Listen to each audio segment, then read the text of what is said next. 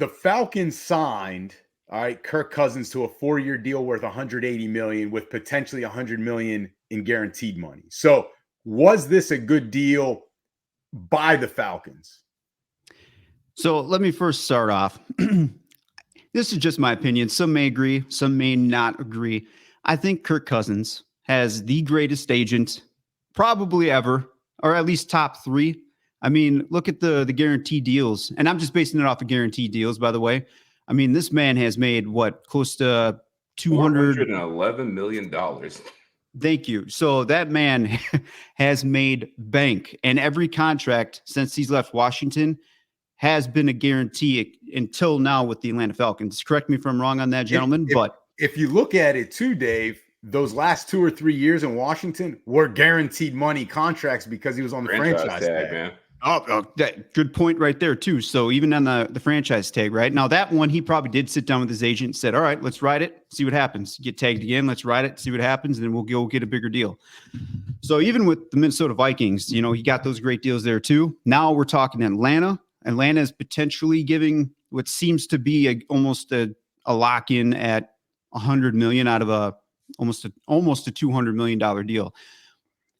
Have we seen in the NFL someone tear their Achilles and then get this kind of deal before? Or is this the first time right here? I would imagine it's the first time, but it's only because he's a quarterback.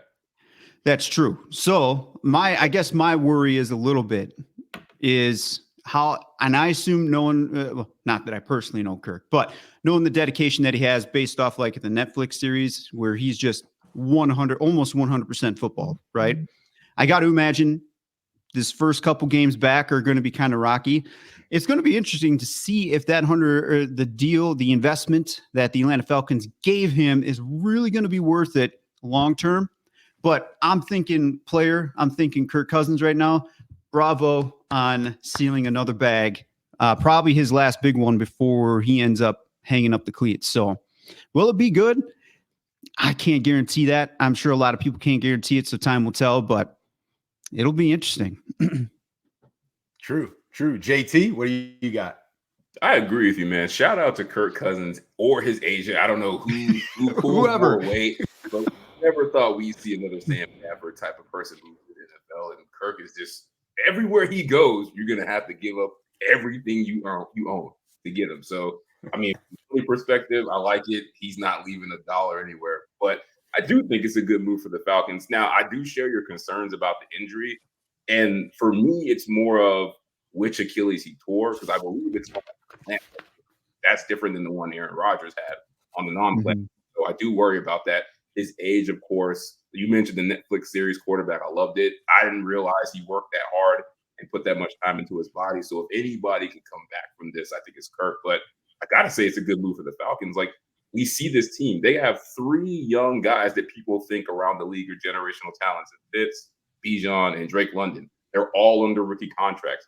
You have to get a quarterback in there to see at least what 2 years of these guys will look like. And I think Kirk Cousins fits what they're doing great. And I think also for him, the good thing is the Falcons have a good offensive line. I mean, Desmond Ridder, as bad as those quarterbacks have looked the past few years, I mean, they really weren't getting it that much. They just couldn't do anything in the pocket. So I think it's a good spot for Kirk Cousins coming off the injury. And I think it's a good move for the Falcons because that division is terrible. They should be a lock to make the playoffs. And who knows, they could win a playoff game and be in the second round of the playoffs. And we can look back at this and be like, this is the move that made it happen.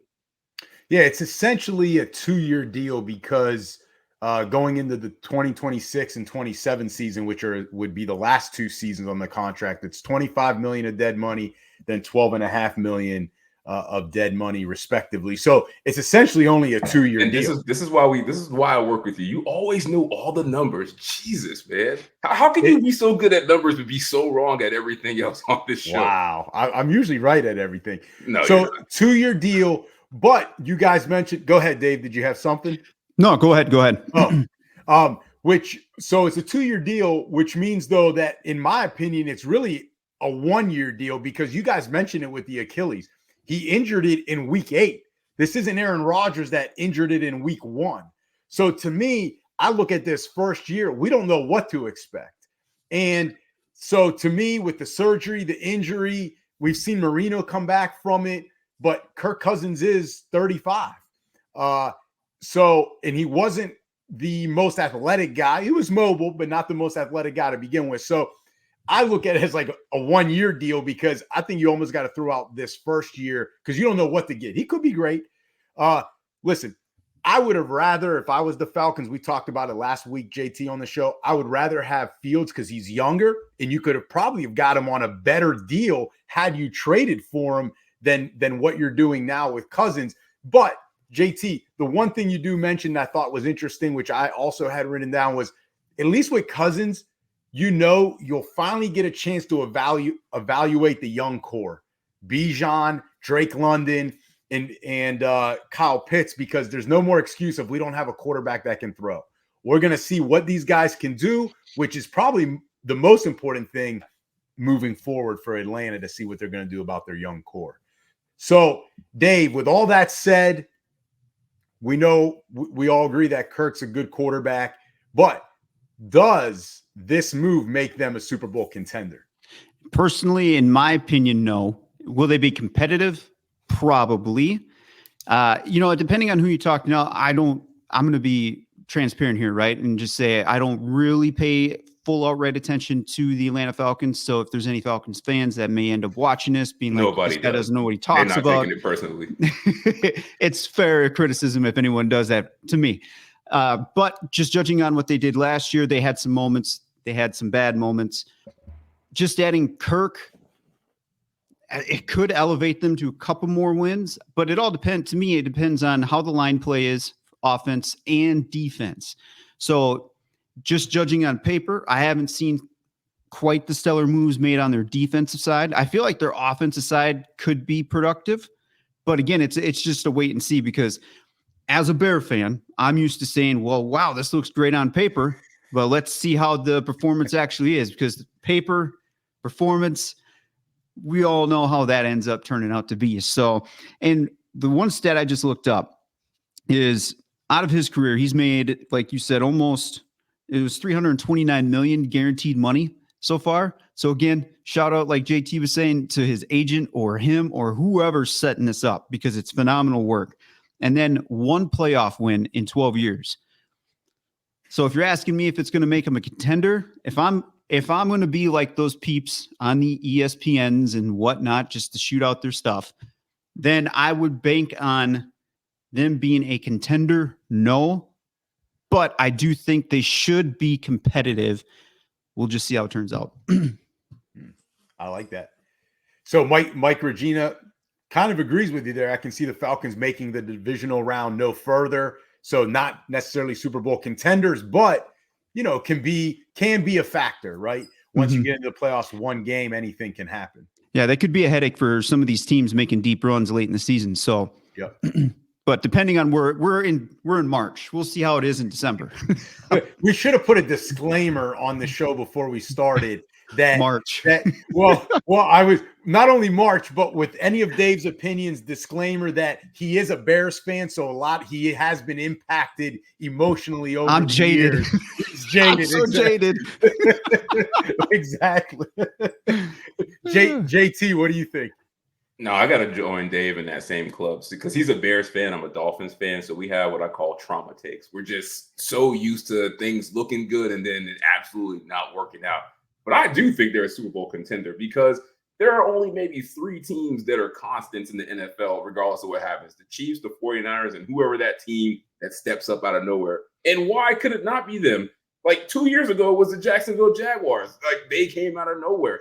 And they got the recipe for success. Bad division, proven quarterback, knock on wood if he's healthy, and ridiculous talent on offense. Why would they not be Super Bowl contenders? Like, this is like the Patriots playing in the old AFC East. It don't matter. You got 6 winnable games on your schedule. You are a Super Bowl contender. Like, I'm with it. I'm buying it.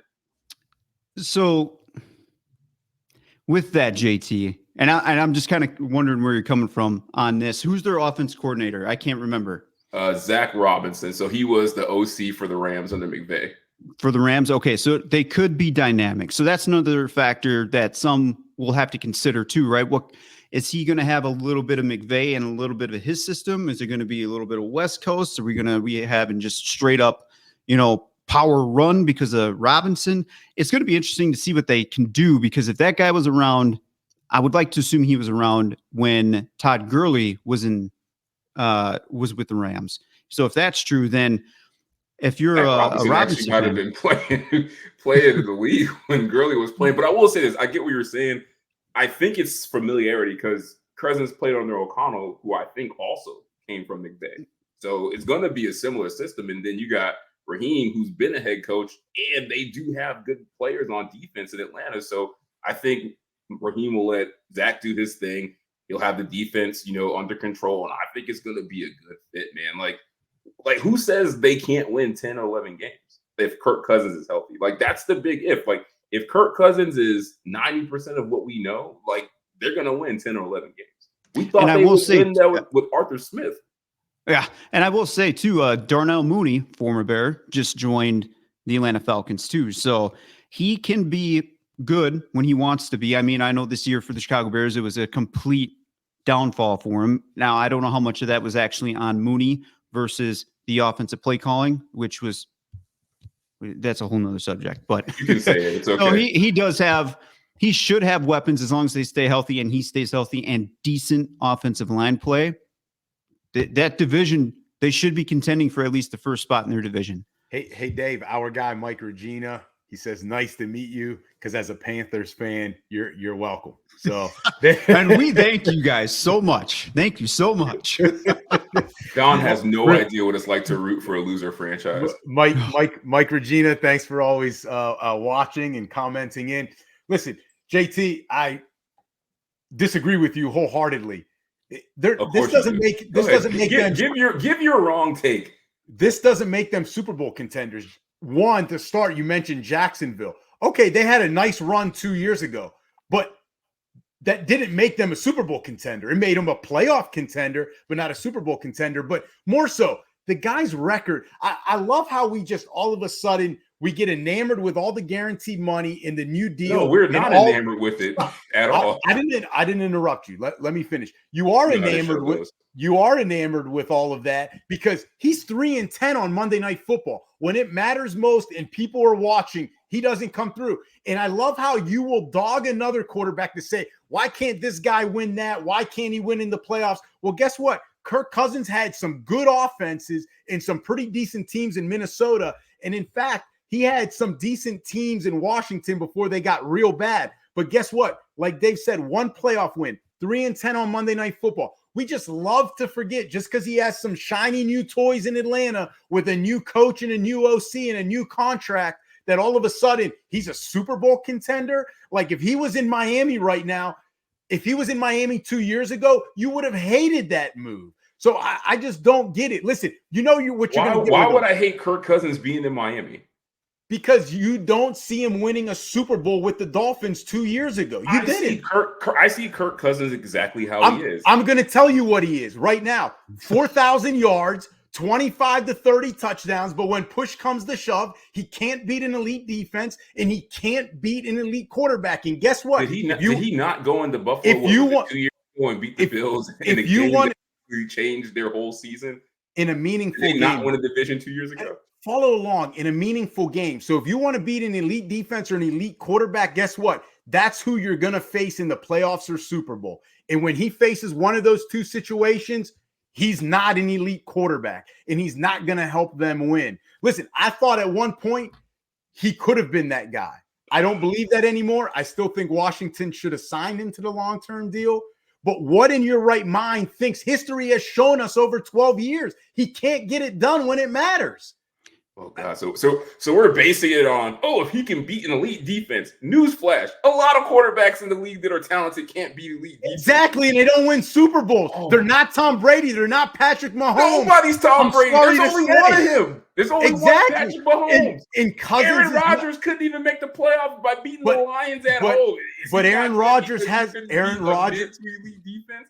I get what you're saying. Kirk Cousins is not a quarterback that's going to elevate a team with the circumstances around him not being optimal. Nobody is saying that's him. But guess what? That's not the situation in Atlanta. They are loaded. This is the best line They're he's young. ever had. They're These young. are the best weapons he's ever had, other than That's Justin Jefferson. That's other not than true. Justin. That's That's one not guy true. versus three. That's like not he true. has never had a group like That's this not true. before. He has not. I think he's had a pretty good group in Minnesota. Yes, If you take As Dalvin, talented but he had you Diggs. can't forget He had Dalvin Diggs Cook. and Thielen. Diggs Bad and coaching, Thielen? but they Diggs- didn't do anything Oh my together. God.